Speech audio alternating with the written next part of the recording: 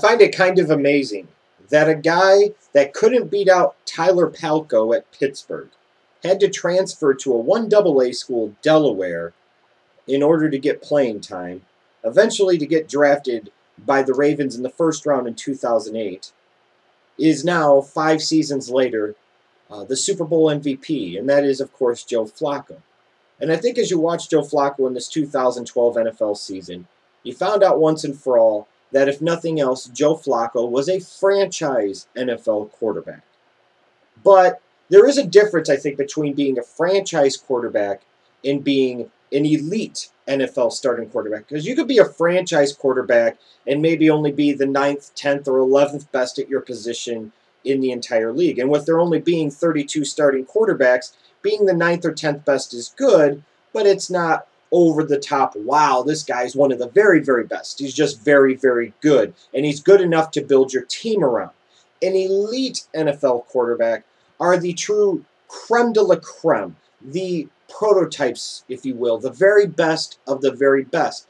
And after watching Joe Flacco perform in the playoffs and lead his team to victory in the Super Bowl, being named Super Bowl MVP, the ultimate question has now started to rise up as to whether or not Joe Flacco is an elite NFL quarterback, and I'm going to talk about that in this video. I think it's important when we're trying to identify whether or not Joe Flacco is an elite NFL quarterback, we have to establish a baseline of comparison. Now, I think there are 3 quarterbacks that, beyond question, unless you are just a complete moron, let's be honest, there are 3 quarterbacks that, beyond question, are truly elite NFL starting quarterbacks, and that is in any particular order you want to put them in. Tom Brady, Peyton Manning, Drew Brees. When you look at those 3 gentlemen right there with Brady, Manning, Brees, those are all 3 guys that have led their teams to Super Bowls. Those are guys that are statistical leaders at their position year in and year out. And you look at all 3 of those guys and you know that after their career is over, 5 years later, they're going to be first ballot inductees into the Pro Football Hall of Fame. That's the ultimate baseline of an elite quarterback. And those are the 3 that I think beyond question nobody even argues against. And if they do, you really need to give them their own Wonderlic test.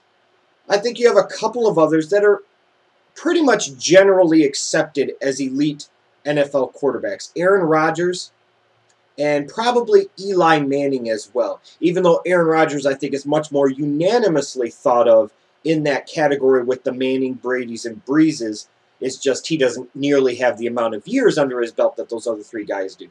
And Eli, his stats the past few seasons have been a little bit better, obviously, compared to early on in his career. And he also has 2 Super Bowl rings. Now, you have other guys, too, that are in the conversation, like Matty Ice, Matt Ryan, Big Ben Roethlisberger, somebody who's led his team to 2 Super Bowls. Those are guys that sometimes are brought up in the conversation, and until maybe a year or 2 ago, Phillip Rivers was another guy that was thrown into that conversation as well. So you have 3 guys that are beyond question franchise elite NFL starting quarterbacks. You have a couple of other guys that are generally accepted as elite NFL quarterbacks, and you have a couple of other guys that are generally thought of as at least being up for debate or in the conversation. So when trying to figure out whether or not Joe Flacco is an elite NFL quarterback, the best basis of comparison we're going to have is going to be versus Aaron Rodgers, Eli Manning, Big Ben, and Matt Ryan. Now, a part of establishing whether or not a guy is an elite NFL quarterback, you have to look at their numbers. And Joe Flacco's regular season numbers from the 2008 season through the 2012 season really don't suggest that he's an elite NFL quarterback, and hardly even suggest, frankly, that he's a franchise NFL quarterback. He has 0 4,000-yard passing seasons, whereas Aaron Rodgers has 4, Eli has 3, Matty Ice has 2, and Big Ben has 2.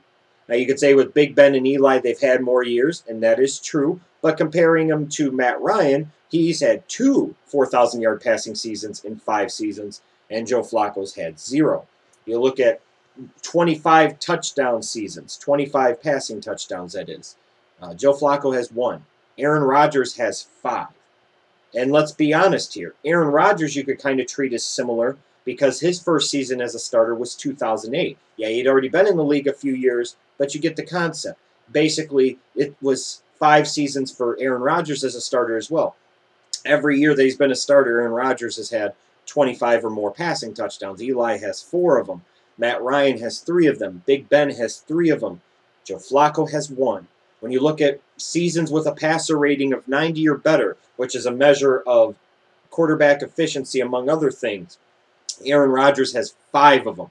So every year Aaron Rodgers has been a starter, he has a quarterback rating higher than 90. Eli has 2. Matt Ryan has 3. Big Ben has 7 of them bad boys.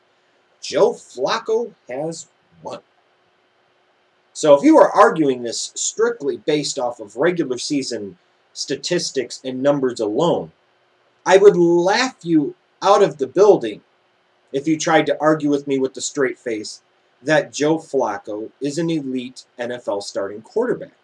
But as we know, regular season numbers alone are not the ultimate measure of a quarterback's greatness, because if they were, then Tony Romo would be in the conversation of being an elite quarterback. But he isn't. He is a glorified stat filler, similar to what a Kevin Garnett used to be for many years in Minnesota, or what A-Rod, Alex Rodriguez, used to be for many years in his baseball career. Guys that put up tremendous numbers, but when their teams really needed them, lacked that clutch gene and really lacked that ability to carry the team when they was really needed and called upon from them.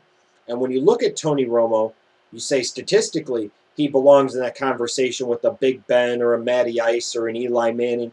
You know, you could maybe argue that, but it's about more than just regular season statistics, especially when you're talking about Joe Flacco. So as we know with quarterbacks, the ultimate measure of any quarterback in their career is performance in the playoffs and Super Bowl appearances and, or in a lot of cases, winning Super Bowl rings.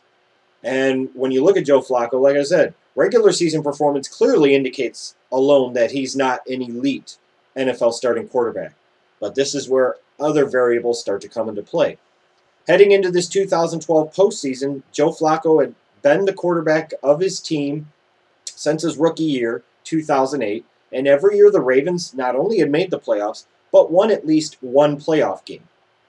That in it of itself is impressive. Now you can argue, especially early on, that Joe Flacco didn't have a lot to do necessarily with some of the playoff wins that they had, but he was still the quarterback, he was still the man, and after his first 4 seasons, his playoff record was 5-4, which is pretty impressive.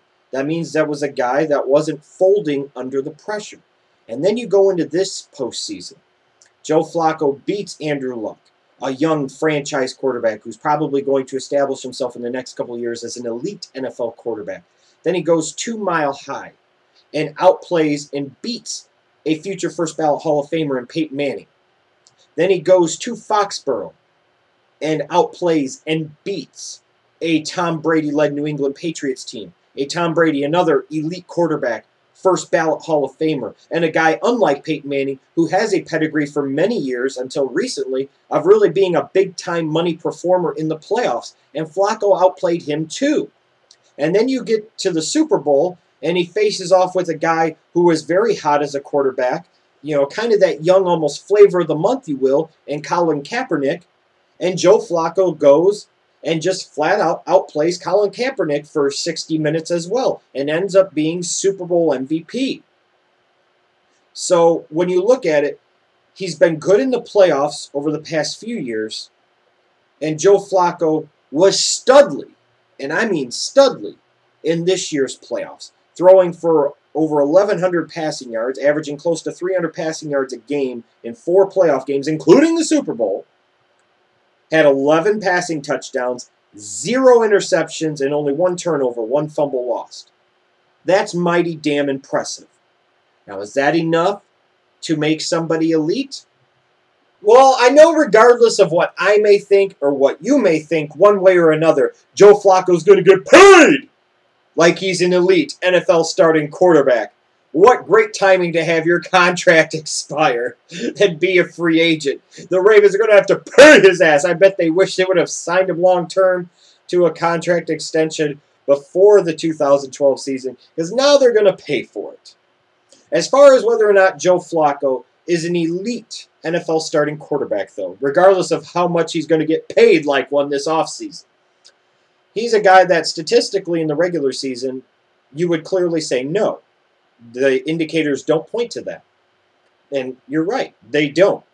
His playoff performances, have been solid. And this year, quite frankly, he was spectacular. Now, does one spectacular postseason make a guy an elite NFL starting quarterback? Probably not. It doesn't hurt, but it's probably not enough either. I think when you look at Joe Flacco, he's a guy that has clearly established himself as a franchise NFL starting quarterback, top 10 at his position. When I'm talking elite, though, I'm talking about top 5, top 6 at the position. And I'm sorry, at this point, I'm not going to classify Joe Flacco as better than Tom Brady or Peyton Manning or Drew Brees or Aaron Rodgers or Eli Manning. You could sit there and maybe want to argue more about Big Ben or Matty Ice, but he doesn't have the regular season numbers of a Matty Ice, and Big Ben has 2 rings along with some better regular season numbers. I think Flacco's close to establishing himself as an elite NFL starting quarterback. And I think what's going to happen is it's going to be somewhat similar to what went on with Aaron Rodgers. After his team won the Super Bowl in the 2010 season, he came back in 2011, and by that point in time, his performance in that regular season, as you were going on, everybody's like, yeah, you know what, this guy's elite. This guy's an elite NFL starting quarterback. And I think that's what's going to happen with Joe Flacco. He's going to have his first 4,000-plus yard passing season in 2013. His first season maybe where he throws for 28 or 30 touchdowns. I think 2013, by the end of the season, we'll probably be thinking of Joe Flacco in a much higher light and much more like an elite NFL starting quarterback. But as of this moment, is he? No. Is he going to get paid like one? Oh, yes.